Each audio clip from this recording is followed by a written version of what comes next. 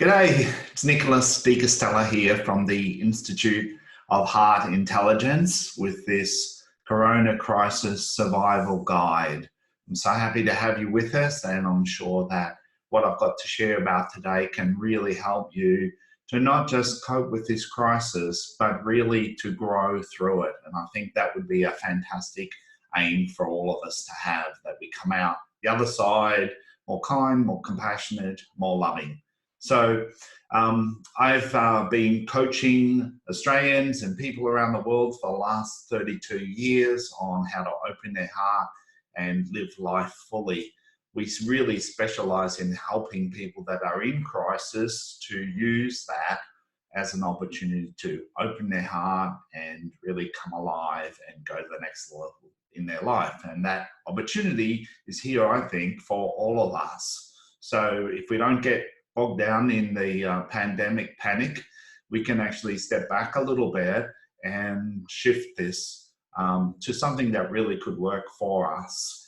And that's not to say, that there are a lot of people that are sick and dying and families that have lost people. So really feel for those people that are struggling and suffering at the moment, people that have lost their jobs, people that have got lots of insecurity going along, and it's flowing on to everybody. So it's not to disregard that, but the truth is, if there's a sinking boat, it doesn't help us to jump into the sinking boat. We've got to be the ones that are guiding the leaders, lifting people up and inspiring people with hope. And in fact, that's the best way to keep our immune system in a positive state so that we've got the least chance of catching the coronavirus. And if we do, we've got the best chance of dealing with it well. So, obviously everybody knows that these are really tough times, and it's like a war zone out there, businesses closing down, people being not able to go to work, the whole economy putting on hold. There is a lot of stress and anxiety out there. So today I've got some great ideas and simple things that you can do to help make the best of this.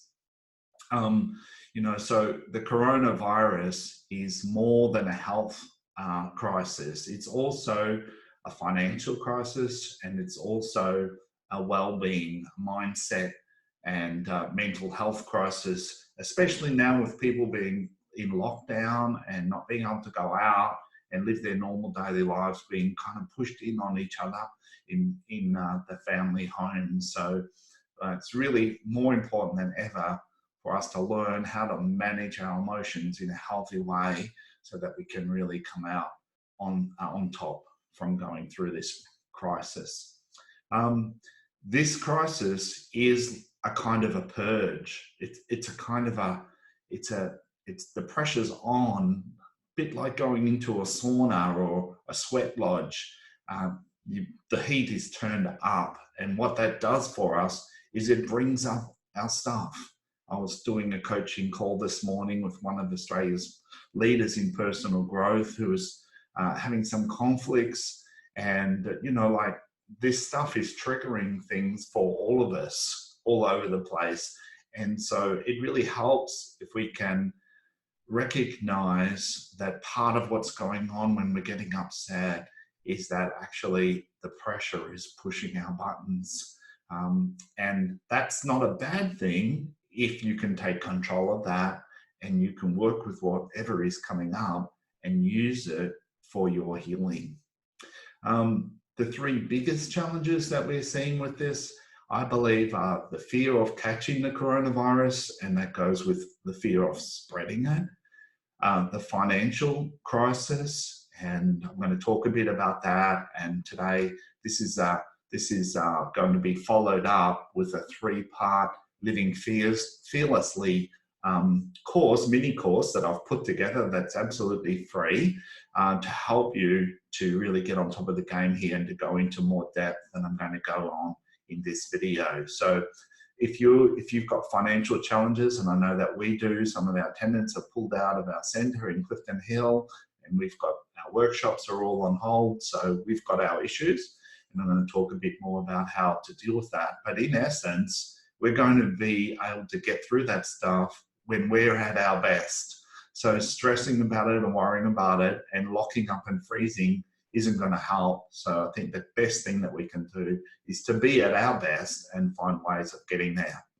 And then there's the emotional turmoil, which I mentioned, partly because a lot of us are like in shock that this is actually happening. It's been the subject of movies for years, horror movies, a world virus that puts the whole world on edge, and here it is on our laps. And so I think a lot of us are reeling and trying to come to terms with this. The fights that we've seen in the supermarkets, the toilet paper, whole thing, it's like people are panicking and going mad, really. And so we need to like just come back into our bodies in the present and come to our senses to get through this together. The way that I see this is we can either be a victim of the circumstances and be driven by it, or we can be a master creator.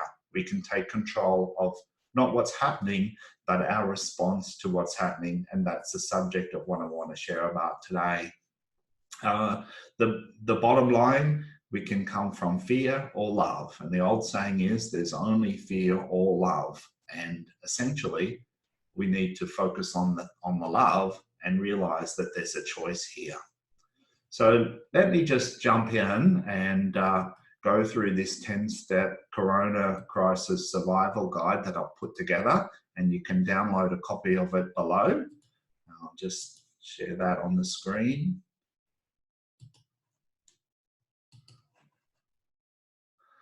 So I want to just chat about this and talk our way through this whole 10-step guide. And then if you want to go further, then I highly encourage you to jump on down below and download the courses. You'll see in the Living Fearlessly course, there's 3 modules to that, and I'll be doing those live. And so I'll be sending you an email of when those are on, and you can come and join me when you're ready.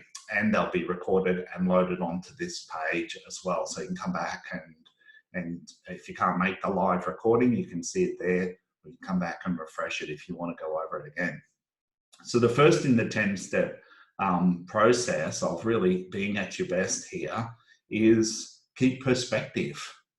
Don't get too caught up and lost in the nitty-gritty. This too shall pass. It's easy to get overwhelmed by all the news about the effects of the coronavirus. It's spreading, people are dying, businesses are closing down, and now we're self-isolating. We're all in fear. It's easy to imagine that we are actually falling into a bottomless pit, but this is a crisis that will pass. You can come out stronger and healthier and happier on the other side. So rather than thinking about this as a bottomless pit that we're going to fall into, you want to understand that it's a tunnel. It's a tunnel that we're going through, and there is a light at the other end.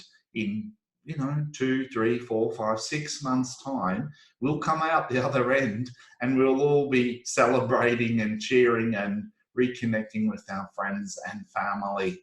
So understand that this is a temporary thing. Sometimes when we're in fear, it can feel like it's never going to end. And so my first tip here is to keep perspective. Zoom out to the 10,000 meter level and look at this on a timeline of your life as a little blip.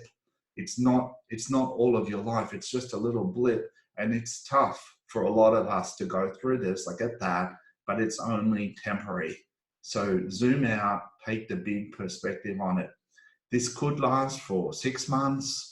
And so what we've done, Susan and I, is we've just looked at that. Well, what if it lasts for 6 months? And we've got tenants that are not in our centre and so on, and workshops not running. Well, we might have to draw on our mortgage, and that's just the way it is. Instead of going for 25 years, it might go for 25 years and 6 months. That's not the end of the world.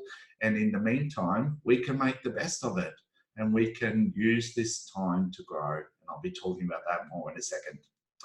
The second step there on this chart is to live in love. That's the saying that we have around here, is live in love. So my experience of going through a crisis, and I've had a few in my day, is that if I can stay in a state of love by keeping my heart open, things have a habit of turning out okay. In fact, when my heart is open, miracles seem to turn up to support us. So we had a few years ago, we had an issue with the council, and somebody, one of my clients, had a connection in the council that was able to mediate with us and help us to sort it all out. So, you know, magic happens, I find, if we can just not go into contraction, into shutting down and isolating and distrust and locking up, if we can instead keep our heart open and stay in love. So how do you actually do that? Well, when you're feeling frightened or in pain or you're feeling lost, keeping a heart open requires us not to get uptight and contract, but instead to stay relaxed and open. It can help to reflect on how blessed you've been in the past and how everything's always worked out. So just remember that. See if you can practice keeping your heart open and staying with the love energy instead of getting into the fear energy and contracting and getting uptight.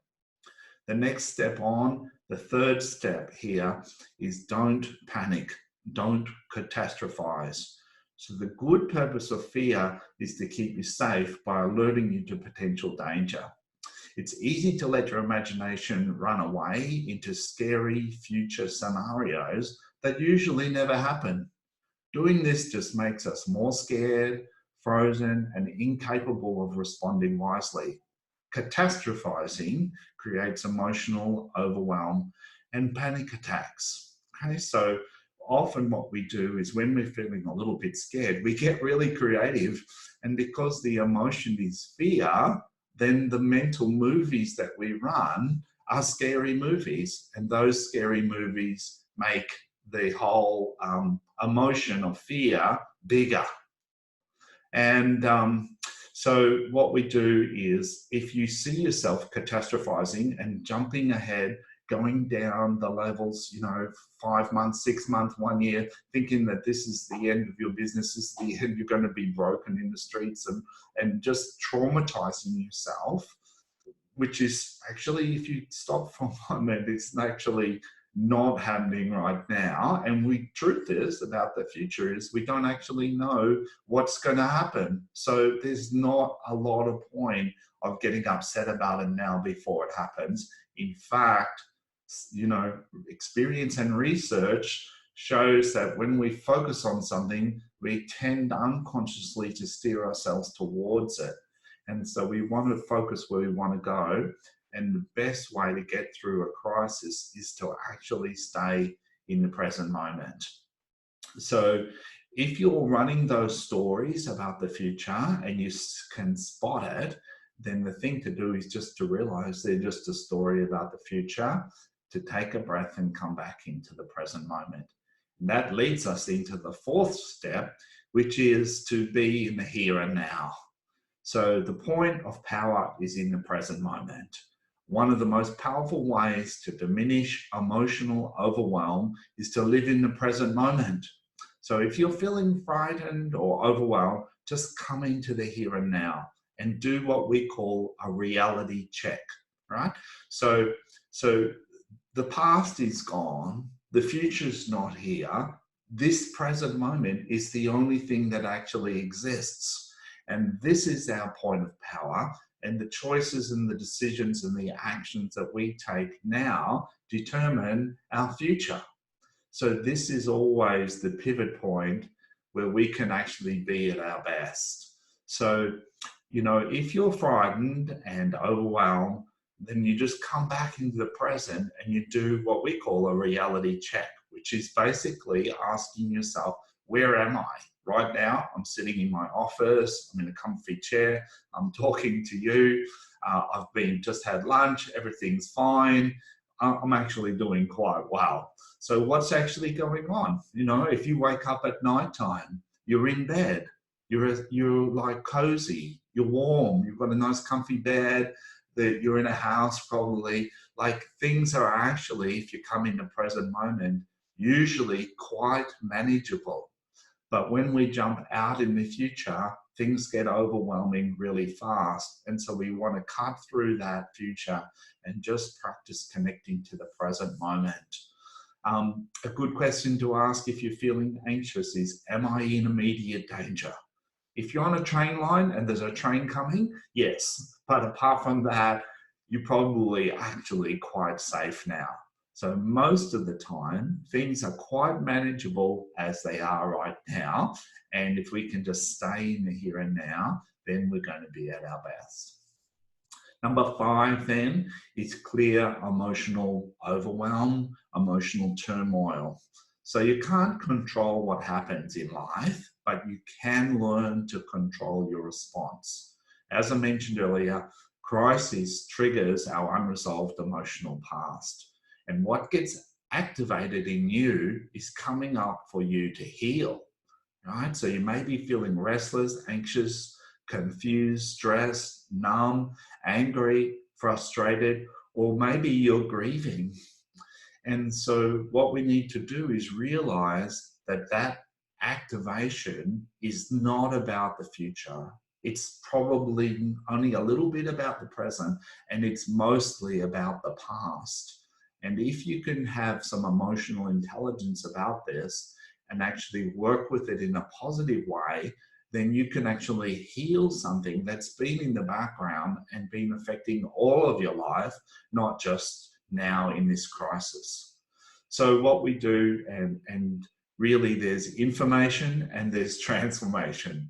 I'm telling you the information here, but you really need to go on the journey of the transformation to do this healing. But the steps that we encourage people to do are to stop and go inside, first of all. If you're feeling upset, if you're feeling emotionally activated, take some time out and validate and allow and feel the emotion that you're feeling, okay? So you've got to tune in, and that takes emotional literacy to be able to recognize the feeling. And there's some resources below. Read my Emotional Mastery book, and that will help you to become more fluid with recognizing what's going on for you. And then once you recognize that, you make it okay and you welcome it in, you breathe and you feel and you allow it to be present. We have a saying that any unwanted feeling, when fully experienced, vanishes instantly. And so the key is not to run away, not to go and get the chocolate, not to go and distract yourself on the internet or whatever, but actually to take this time to allow yourself to feel it. Easily said, I get it, and more difficult to do. And it's actually easier to do with somebody else. So maybe you need to reach out, have a session with somebody. We have online core clearing breathwork sessions that we do. We have practitioners that I've been training for 20 years now. So if you've got a lot of emotional activation and you want to clear it with some guidance, then contact us and we can put you on to somebody who can help you with that. So when you feel that emotional turmoil, it will shift, and you will shift to a level of being that's below the emotion into a peaceful, calm, relaxed, open state. And you're at your best. So that's awesome. But it takes a bit of work, and it means leaning into the suffering sometimes. So point number 6 here is to be at your best. It's more important in a crisis to sharpen your clarity, your connection, and your creativity. You need to be able to think clearly and make sensible decisions and to take appropriate action. Your heart is intelligent and it can be used as a source of guidance. So practice heart centering. We have a heart centering meditation, which there is a link to down below. So you can download that and I can guide you through that and help you to connect in your heart and to that intelligence. Basically, that's about breathing gently down into your belly and then up into your chest. Once you get that going, then you start to cultivate a positive attitude. You can focus on kindness, gratitude, and generosity. Something that creates your heart feeling open will help you to be at your best. The Institute of Heart Math in America have multiple studies, scientific double-blind studies about the power of heart intelligence to to help you to be at your best. So if you're going through a financial challenge at the moment, if you're nervous about how you're going to survive, then this is the key, is you might not be able to change what's going on in the world, but actually what you need to be is at your best. And if you get into a whole lot of fear and panic, people tend to go numb and blank and confused and frozen, and then they can't operate in that. So you can't move forward. So you need to get yourself into a good space where you're feeling peaceful and calm inside, so that you can access your creativity, so that you can move and take action. Maybe you need to contact somebody, the bank manager or whatever, but you need to do some things and get going. And you can't do that while you're stuck and frozen and locked up. So you've got to work on your inner state to get to your best.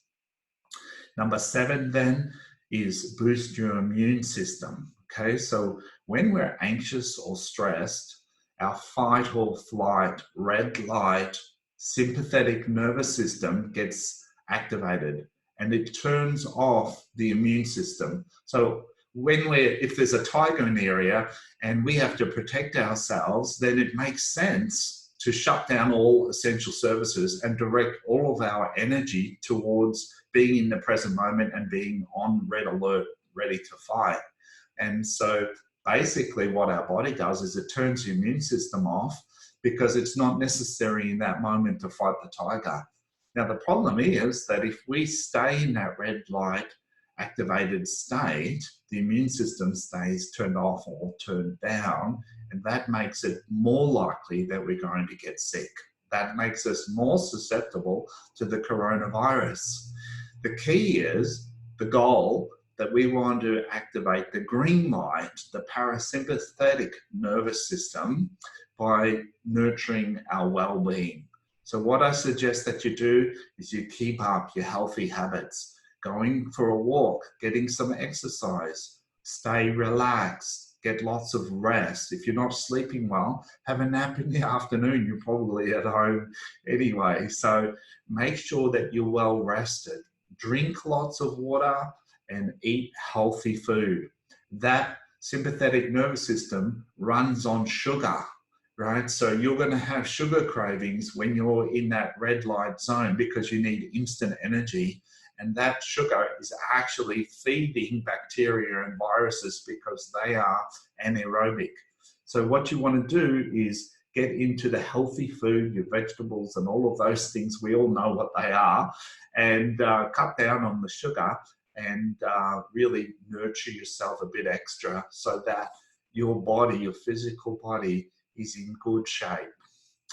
Number 8 is to grow from the challenge.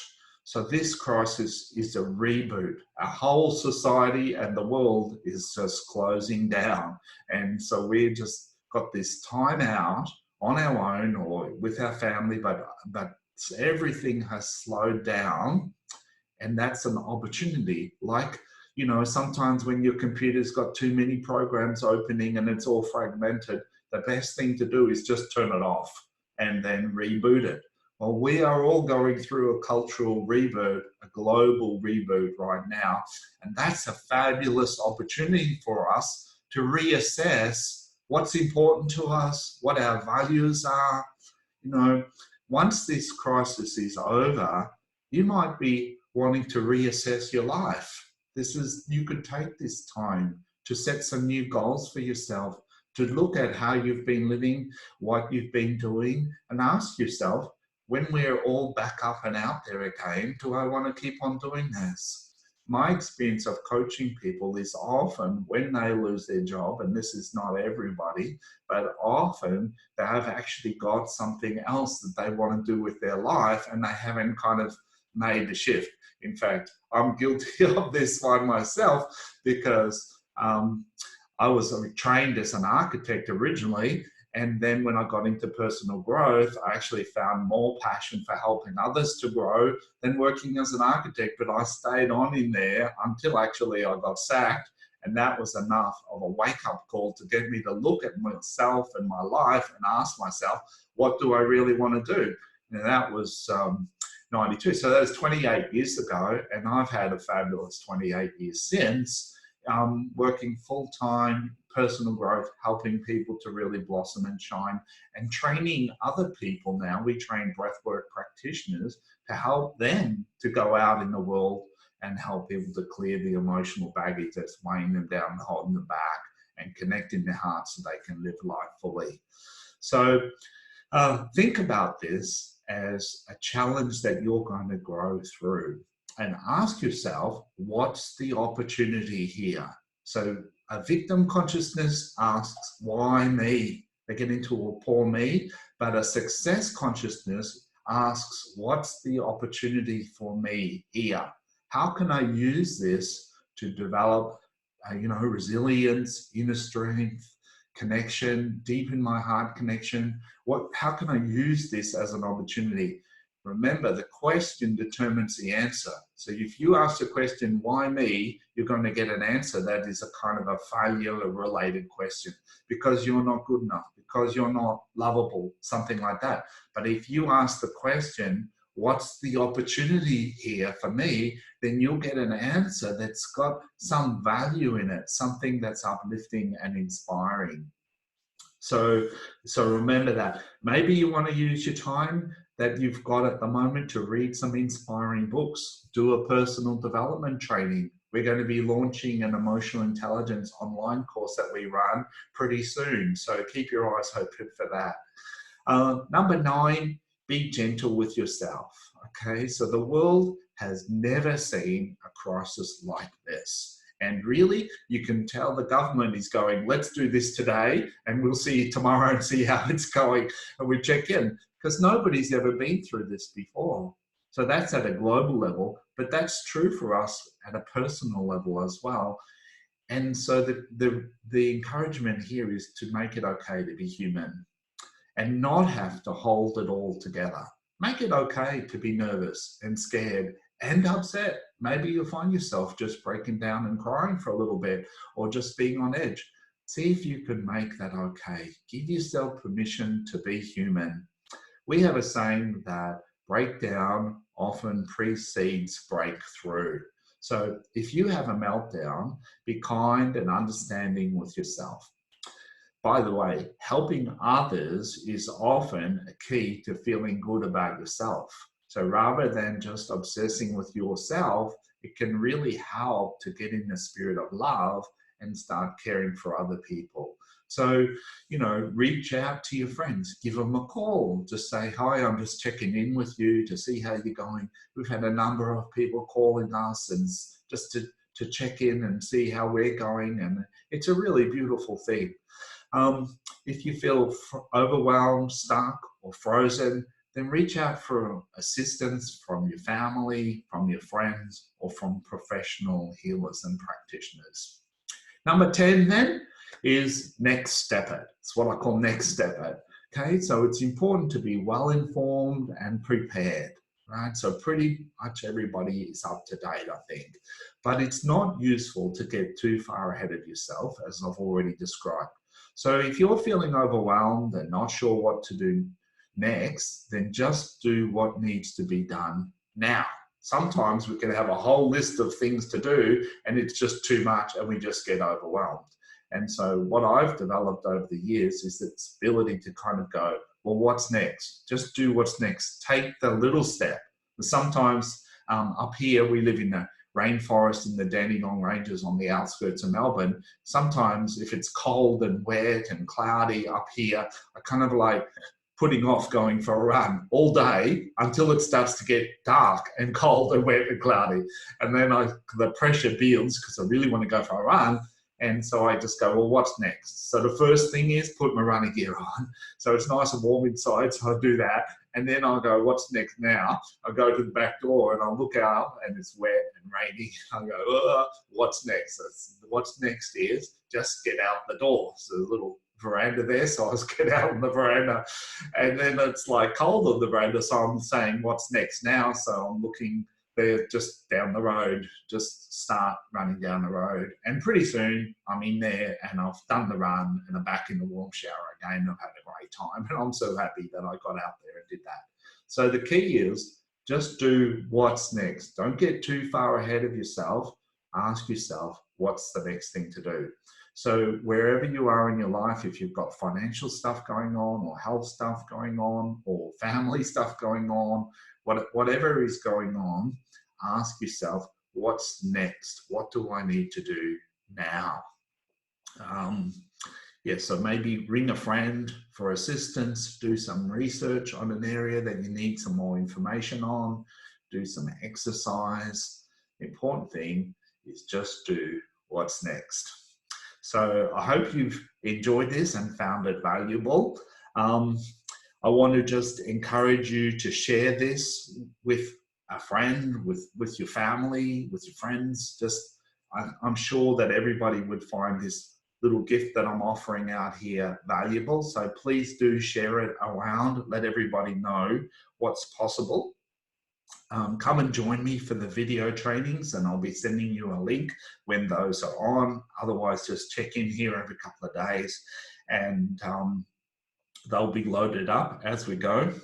Use the resources below. I've included a stack of free resources, my emotional mastery book, the heart centering meditation, the Living Fearlessly program, and I've included also, for those in financial hardship, my money generator program. Free access to all of that is included here. So there's a lot of resources, but they're not really going to help you unless you jump in there and start using them. So dig in and use what's in here.